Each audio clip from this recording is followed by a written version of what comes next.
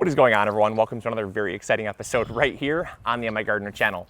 So in today's episode, it's not necessarily going to be the most fun thing I've ever filmed because it's kind of a little embarrassing, but it's something that I do think is going to be a really good learning experience for all of you. And it's also going to be some good content that I think is going to be obviously really informational. So I figured, hey, all embarrassment aside, weeds can happen to anybody. Weeds are something that every gardener will encounter. And for us, we're encountering a weed right now that is especially a nuisance. And that is called, it's actually called sow thistle. Now, sow thistle is it's known as a community weed or communal weed, and it spreads via the root system. And so why they call it a communal weed is that there actually are little groves or little patches of sow thistle that then spread, and then they spread to other little groves, and they become just this kind of a community, and they can really be a noxious weed and something that you really want to get under control quickly. So with that being said, I have some in my garden here, and how I got it was because of some tainted wood chips. Now, the first part of this video is being proactive, obviously. So I had them last year. I brought in some wood chips, and they popped up, and I simply just chopped them down. First mistake, don't chop them down. We'll get into that later. I just kind of chopped them down and left them and forgot about them. Well, then they started spreading, and then they started spreading and spread some more. And now they basically spread from the wood chips in my pathway under the raised bed. And this raised bed, thank goodness, is the only bed that has them. I've been able to kind of contain them, control the issue, but in this bed, the root system got underneath, and now they're in the raised bed. That is what I do not want to happen, because the soil in here is great, it's very fertile, and they're gonna love it, and they're gonna be home here. So what I wanna do is I wanna get these controlled.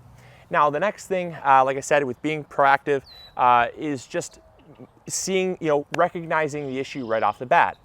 Because sow thistle and other weeds that spread via the root system dandelions are another one that can spread like this. Sow thistle is probably the most notorious, but there's lots of others that spread via the root system. And all it takes is one tiny little root fiber to get mixed into the bunch, and that's how you get it. They also can start from seed, but most of them start from tiny little root fibers. And so what happened is I'd gotten mulch from a stump grinding company. And they essentially take the stump, they grind it down, but they also get some soil in there. And that is the first mistake that I made. And I make mistakes, I'm human, and I will acknowledge that. The stump grinding company dug up some soil in with the wood chips, and they dumped it here for free. And so you kind of get what you pay for. We got free wood chips, and that was great. It was kind of the only source at the time that I could access, and we wanted to mulch our garden. So I said yes. And you never want to do that, because if you have soil, when they're grinding the stump, they could easily grind in some thistle roots, or even whatever type of root that's there, and that's all it takes to get it in your soil or get it in your beds, and then it takes off from there. And also, mistake number 2 was chopping them off. So weeds that spread via the root system, if you just chop them off, it essentially creates 2 plants. And then if you chop them off, it creates 4 plants. And 4 plants turns into 16 plants. And it's just like, oh my gosh, you can see how fast it multiplies when you do that. So in this video, I'm going to show you the secret to removing and eradicating noxious weeds that spread via the root system. And really the only way you can do that is one of 2 ways.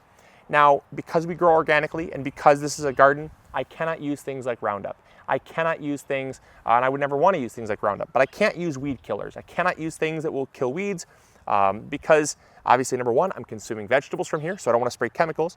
Number 2, I'm growing plants here, so because I'm going to kill weeds, I don't also want to kill the plants. And then also, I don't want to, I don't want to just contaminate the soil for years and years, so I don't want to use chemicals. So using things like Roundup is kind of out of the question. So how do you remove them? Well, the first way is by being extremely persistent. And I mean extremely persistent. If you have a small outbreak, and this is really the only way to control a small outbreak, is by being extremely persistent. You see, the way that the plants actually grow is they spread via the root system. They pop up another little plant, that plant will open up its leaves, begin photosynthesizing and generating energy for the main root system, the community. They kind of all just grow together and feed together. And so that energy then goes into the root system and grows more roots that grow more plants. So the secret, if it's a small outbreak, is being proactive, constantly taking out that plant. And what you do is essentially is you weaken the root system. Now, like I said, if you chop it and just leave it, which is what I did, that's what creates multiple plants. If you chop it, wait for it to come back, chop it again, wait for it to come back, chop it again. As soon as, and I leave a little flag. I would leave a little flag so you know exactly where that weed was. That way you can stop the outbreak as soon as it happens. It's not going to be spreading.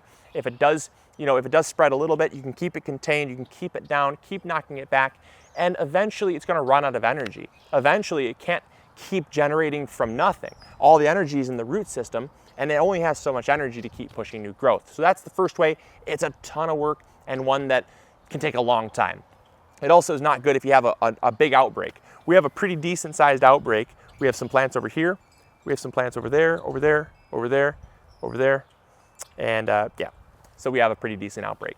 Not something that you can really control persistently, especially with the amount of effort that it takes and time that it takes. So what's the next way? And that is completely digging and removing all of the soil and all the roots and plant material so that you're essentially just digging up every bit of plant. And that doesn't mean just pulling it. You cannot just pull it. I see way too many gardeners just taking it and pulling it out. And all you're going to do is you're going to send that energy back down to the root system and it's just going to regrow. So you can't pull these things. You have to get the entire root system. So what I'm going to do is I'm going to grab a shovel and we're going to get digging. All right, so here we have some sow thistle. Now, sow thistle looks like a spiky version of a dandelion, and they look a little bit like a dandelion when they flower, only the flowers are much, much smaller. They come up on a stalk that's much taller, and rather than one main flower, they send off a grouping or a cluster of maybe 5 to 8 flowers, and they're much smaller in size, and they're still yellow. Some are white, but most are yellow. And what you want to do, as I'm doing here, is you want to start digging around the plant. You don't want to just dig the plant up because you might cut some roots. So what you want to do is you want to dig around the plant. Be very mindful not to cut any roots. You want to make sure that if you do see any root material that you isolate that, because you want to be very proactive to not cut any roots. And all we're going to do is just dig this entire community of plants up.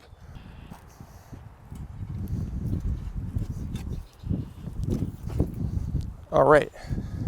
Pull out the big guns here. We're going to get all the way underneath it.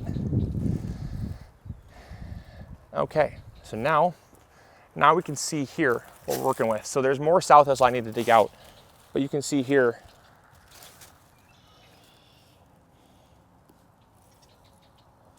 this plant. See this? Look at this. Spreads via the root system. Look how long that root is. There's some more root over here.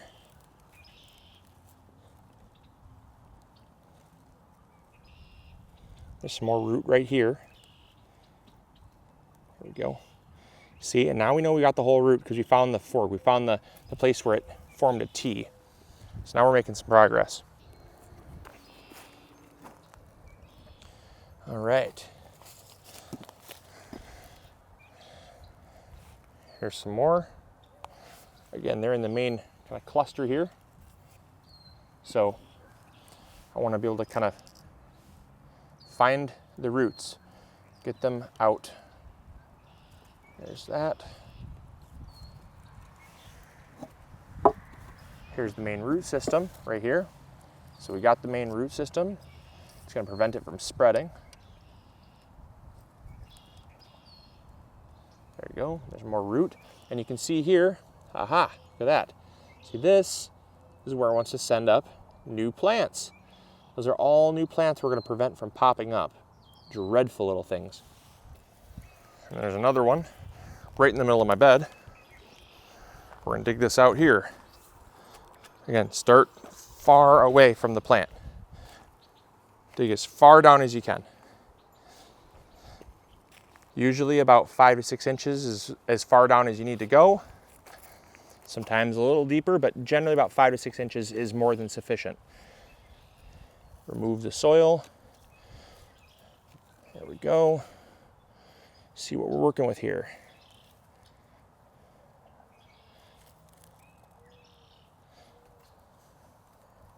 Okay, follow the root system down. And, oop, I broke it. Make sure once you hear something snap, keep searching. So there's definitely some broken roots over here that I snapped off. We'll make sure we get those. Oh, there we go, there we go. There we go. Got it. Aha, there we go. There's the last little bit of that root system. Being proactive, folks, is the secret. All right, so after about 20 minutes of turning over the entire raised bed, I feel very, very, very confident that we got just about every single solitary root that I could find. And so this is what I came up with. Can you believe it? Look at that. This is what I came up with after about 20 minutes of digging. And I feel very confident I've eradicated it from the raised bed.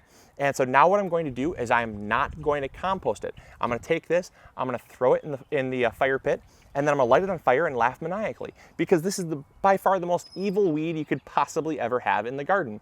This is a weed that if you turn a blind eye to it, it will look at your blind eye, it will laugh, take a stick, and poke you in the other eye. So you just cannot possibly let this thing take advantage of you.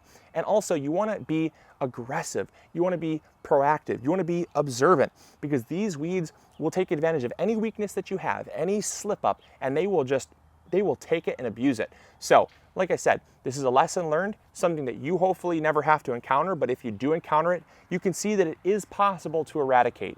I'm very, very confident. In fact, I am so confident that I'm willing to plant this bed out now.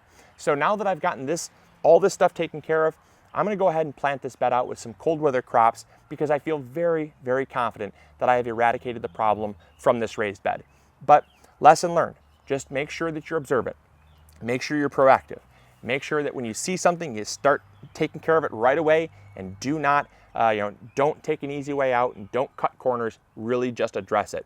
So, and also the other thing too is learn your weeds, ID them. Know, when you study plants, take some time to really ID weeds. If you can identify weeds, you can know which ones spread via the root system, which ones can be pulled up. And had I really done my due diligence, I would have definitely known that this is a weed that you just can't just chop off and forget. You really want to get the whole root system. So I hope you guys enjoyed. I hope you learned something new. And as always, this is Luke from the MIgardener channel, reminding you to grow big or go home, and we'll catch you all later. See ya.